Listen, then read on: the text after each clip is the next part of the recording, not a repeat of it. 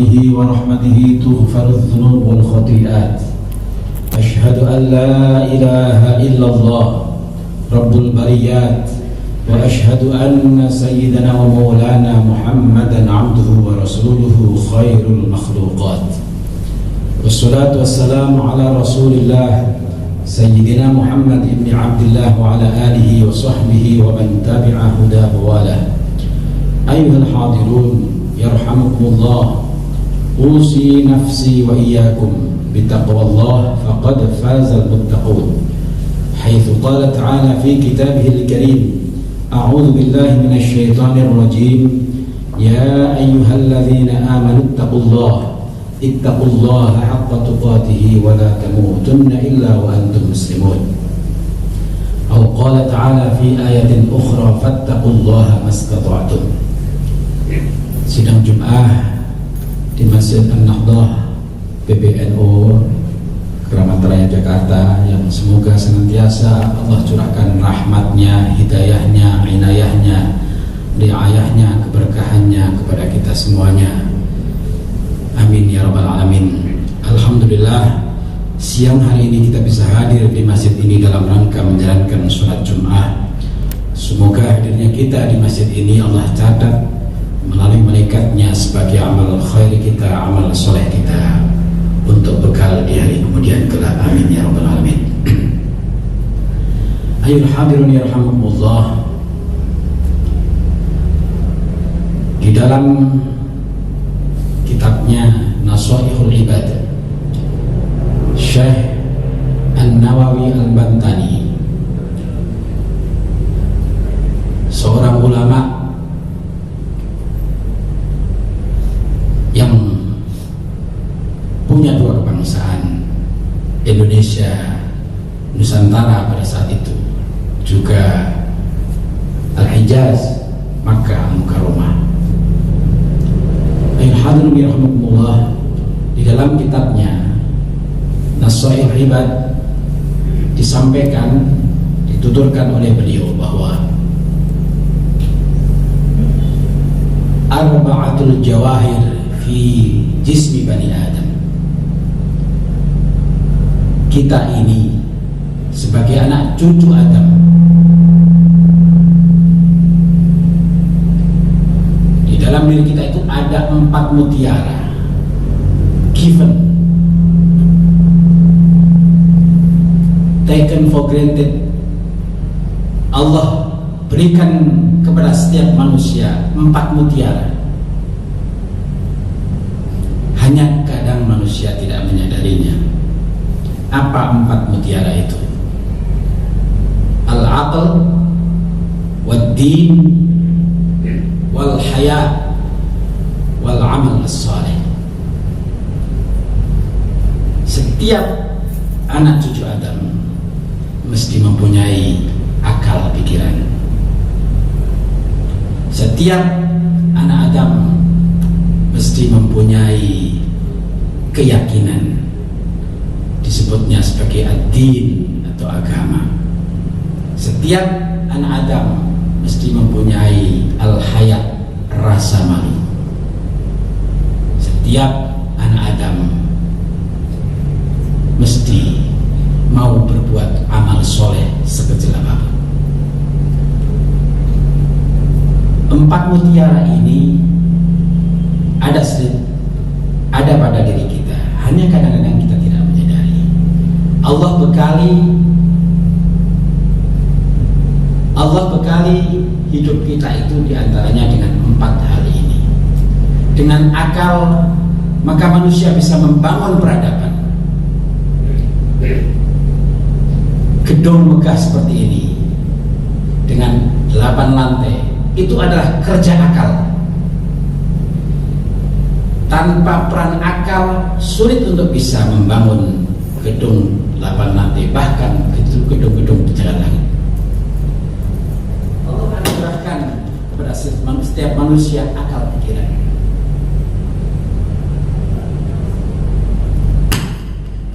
Tetapi akal pikiran ini tidak bisa berdiri sendiri, karena akal pikiran yang berdiri sendiri itu bisa terjadi pembelokan, Maka kemudian Allah anugerahkan potensi yang kedua, mutiara yang kedua adalah din, agama. Dengan agama maka kemudian akal dibimbing agar supaya mencapai tujuan yang benar. Dengan keyakinan kita jadi tahu bahwa hidup di dunia ini bukan hanya untuk dunia, tetapi dunia adalah mazra'atul akhirah. Dunia ini adalah ladang untuk akhirat, bukan untuk panen. Dengan agama kita yakin, kita tahu bahwa ada pertanggungjawaban kegiatan kita di dunia ini, pertanggungjawaban amal. Itu semua adalah yang menyetir adalah agama. Dengan agama kita tahu ada reward and punishment di akhirat kelak, ada surga dan ada neraka.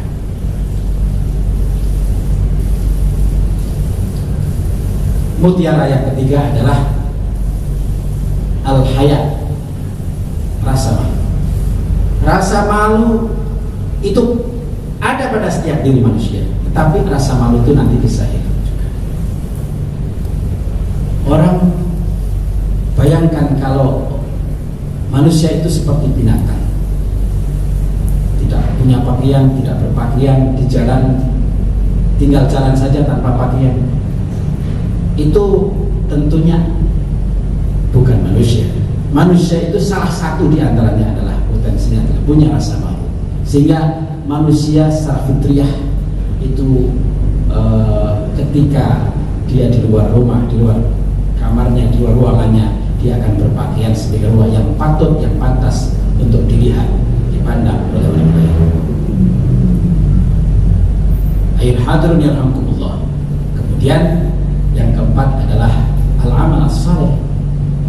Setiap manusia itu ingin mengekspresikan dirinya, mengekspresikan ilmunya, mengekspresikan tenaganya, pikirannya, karyanya. Itu adalah amal saleh. Setiap manusia, karena manusia itu ingin diapresiasi. Ayul hadirin yarhamkumullah. Tetapi 4 mutiara ini ternyata di dalam nasihat disebutkan bahwa ini bisa hilang dengan munculnya 4 perkara. Kalau 4 perkara ini datang, maka 4 mutiara sebagai potensi setiap diri manusia itu akan hilang. Akal kita, akal sehat ini akan bisa hilang ketika ghadab kita datang, kemarahan kita datang. Jadi al-aql yuziluhu al-ghadab. Akal itu, akal sehat kita ini hilang kalau kemarahan kita muncul. Maka kemarahan itu harus dikelola sedemikian rupa agar supaya kemarahan itu tidak sampai masuk kepada hati kita. Jauh-jauh Rasulullah sudah mengingatkan bahwa kita tidak bisa kemudian memutuskan satu perkara, mengambil satu keputusan dalam kondisi marah. La tahkum wa anta ghadban, kata Rasulullah. Jangan kau ambil putusan kalau engkau dalam kondisi marah. Bahkan salah satu kelompok orang yang dijanjikan surga yang luasnya arduhas samawati wal ardh, seluas langit dan bumi, itu diantara sifatnya adalah orang-orang yang menahan amarahnya. Wal kadhimin al-ghaidh wasari'u ila maghfiratin min rabbikum wa jannatin 'arduha as-samawati wal ardh u'iddat lil muttaqin alladzina yunfiquna fis sarra' wad dharra wal kadhimin al-ghaidh. Orang yang bisa menahan amarahnya.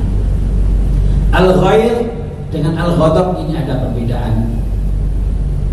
Al-ghadab itu tingkat kemarahannya lebih tinggi daripada al-ghaidh. Al-ghaidh kalau makna Jawanya adalah orang yang geding, orang yang marah, tingkat kemarahannya di bawah al-ghadab. Orang yang bisa menahan sifat marah tadi itu juga sudah dijanjikan surga oleh Allah SWT. Ayat hadirin rahmatullah, kemarahan itu kalau nggak hati-hati maka kemudian bisa membuyarkan semua masalah. Masalah yang baik, masalah yang benar, masalah yang sebetulnya bisa dijalani dengan enjoy aja saja, tetapi ketika datang kemarahan itu bisa membuyarkan suasana. Oleh karena itu maka kemudian ghadab ini harus dikelola sebagai rupa, bukan dihilangkan. Kalau dihilangkan saya pikir itu menghilangkan fitrah manusia, tetapi dikelola, disingkirkan sedemikian rupa sehingga ghadab bukan mendominasi akal sehat kita, tetapi sebaliknya akal sehat kita yang menguasai ghadab kita. Yang kedua adalah al-hasad. Kedengkian itu bisa menghilangkan keberagamaan kita. Keberagamaan kita ini bisa hilang dengan munculnya hasad. Apa itu al-hasad? Hasad itu dengki, iri hati. Al-hasad itu iyyakum wal hasad. Al-hasad innahu ya'kulu al-hasanat. Hasad atau dengki itu bisa memakan kebaikan, bisa menggerogoti kebaikan kita. Kalau tidak hati-hati maka kedengkian itu bisa mengikis keberagamaan kita. Iri hati, kenapa kok harus iri? Ketika ada orang lain mendapatkan kenikmatan, kita tidak terima, kemudian ingin kenikmatan itu hilang dari orang lain, itulah yang namanya al-hasad. Maka jauh-jauh Rasulullah mengingatkan kepada kita, iyyakum wal hasad fa innahu ya'kulu al-hasanat kama ta'kulu an-nar al-hatab, seperti api menggerogoti atau memakan kayu bakar. Yang ketiga, amal soleh. Yang ketiga adalah al-haya. Mutiara yang ketiga kita adalah al-haya, rasa malu. Setiap manusia itu punya rasa malu, tetapi rasa malu itu bisa sirna dari diri kita kalau apa?